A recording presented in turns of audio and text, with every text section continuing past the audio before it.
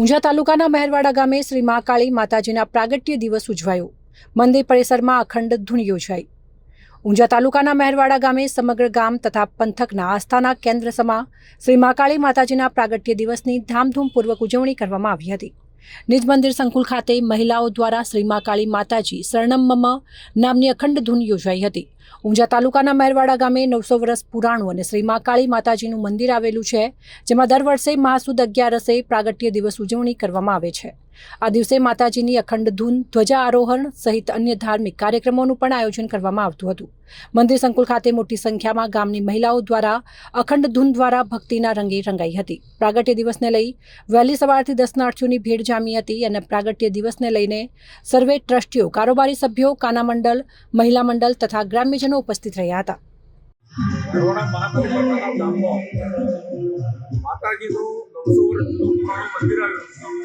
અને એનો પ્રાગટ્ય દિવસ અમે દર વર્ષે ઉજવીએ છીએ.